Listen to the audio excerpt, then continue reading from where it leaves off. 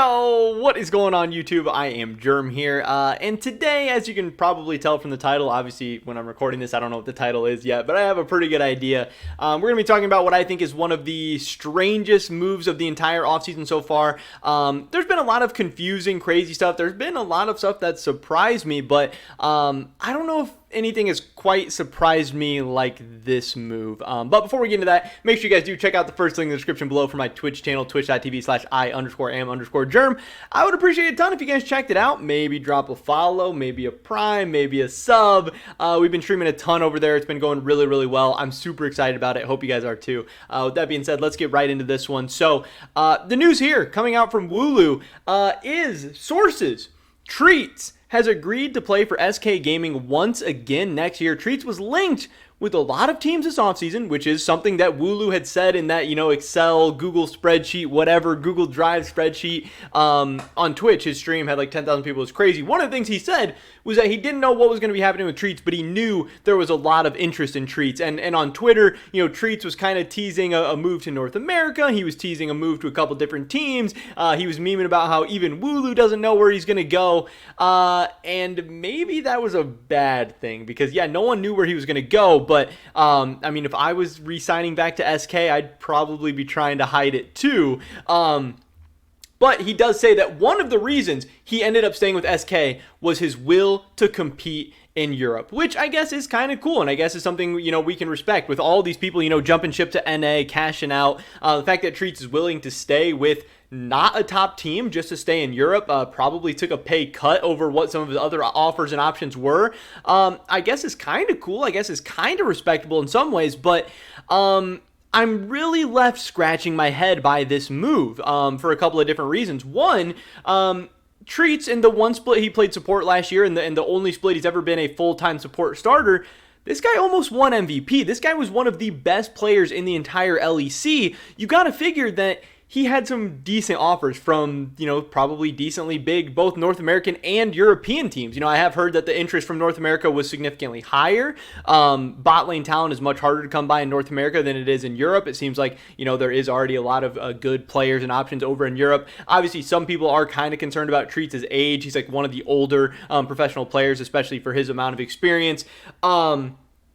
But yeah, that he was obviously very, very good. Maybe some people are a little bit concerned and a little bit, iffy because he did sit out this last split and play jungle, and now he's going to be coming back to support. Also, he's only played, one split as a full-time support. But he had to get some pretty decent offers, and I have heard that he, got some pretty solid offers from a lot of teams.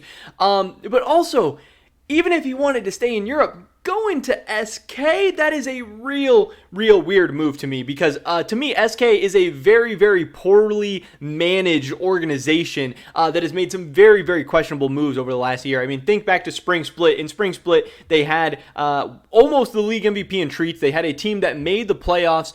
It seemed like some things were actually going well. It seemed like they were actually developing a little bit for the future. Maybe they missed on some prospects. Maybe they didn't have great scouting or great read altogether, but they were okay, they were decent. They won some games here and there. They won some big games. And then they decided to make some crazy changes to the roster. They decided to roll swap Treatz to jungle. They decided to bring their coach into play support. They kick their jungler, start doing all this weird stuff. And to me, that was a really, really bad sign because I do think that hurt Treatz's overall career and development. Again, this is a guy who had one complete split as a full-time support. This is a guy who needed, especially at his age, to start getting as much top-level competition experience as he possibly could as a support, if that is the position he was going to be playing going forward in the future. The fact that, obviously he was down to play jungle because, he's definitely a team player, wanted to help the team out, wanted to help the org out, wanted to do whatever it took to win. But to me, that was a very, very bad decision by the organization and team management, taking your best player, your MVP, role swapping him out, and having a downgrade overall. However good you thought Tinks was as a jungler or whatever, I don't think you thought that your head coach was going to make a better player than him.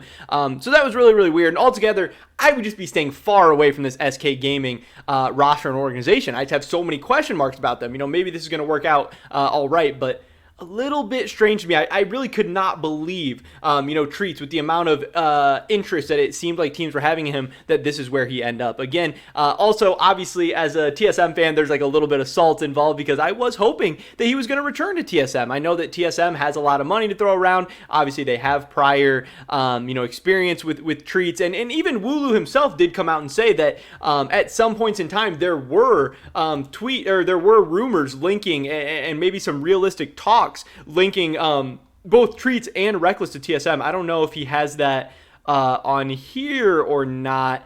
I don't know. He ended up tweeting that, replying to somebody, but he was saying that, yes, at one point, TSM was talking to Treatz and Reckless, potentially bringing them over as a pair. Obviously, I don't know if that didn't work out because Reckless backed out, because Treatz backed out, because both of them backed out, whatever. But yeah, it does seem like that Treatz really, really wanted to stay in EU. Again, we know that European teams don't pay top dollar as it is, so I can't imagine SK, being one of the bottom half European teams, was paying anywhere near top dollar. I can't believe they were his best offer in terms of roster, in terms of branding, in terms of money.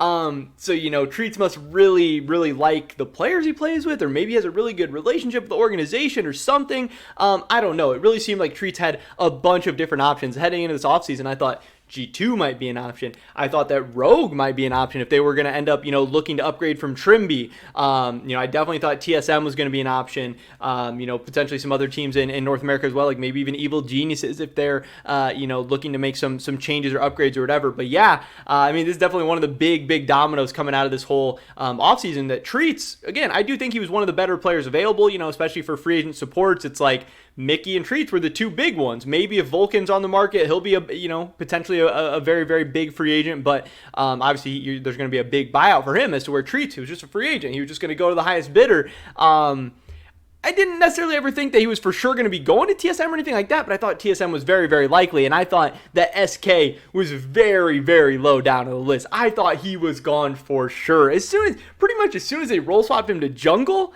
months and months and months ago, I thought he was for sure gone this offseason. He had chances throughout the year to re-sign to the team if he liked the team and org so much. So maybe he was underwhelmed by the offers he got from free agency. Maybe things just didn't work out. Maybe things didn't break his way. But again, taking a pay cut, I would assume, to stay on a bad roster on a bad team in EU when you could make more money, live in Los Angeles, play with a better team, better roster, or maybe go somewhere else in EU. That's a little bit strange to me. This was very, very surprising. Again, this isn't the biggest move of the offseason. This isn't the biggest names. This isn't the biggest brands. This isn't the biggest teams. Maybe this isn't even the most exciting news story or anything. But I had to talk about it because, again, there were a lot of TSM Treatz rumors, and I was hyped up. I was excited. Maybe even bringing Tactical and Treatz, reuniting, bringing them back together, or Reckless and Treatz. All these kind of cool bot lane options that would have been cool for TSM, cool for Treatz, hyped up fans, everyone excited. And now all of a sudden we have potentially one of the best players in the LEC, stuck in ELO hell on SK for another season, and he is willingly choosing to do so now, even though he has offers from other teams. That is very, very weird to me. That is a head scratcher, and I do believe that Treatz is trolling a little bit here, but if he's happy, more power to him, I guess. But that is pretty much it for this video today, guys. Tell me, drop a like if you did enjoy it. I would appreciate it so much. Leave a comment down below. What do you think about SK Treatz? Good idea, bad idea? I would love to hear your guys' thoughts and opinions. Subscribe to stay up to date on all my latest content. Hopefully catch you guys in the next one. But until then, peace!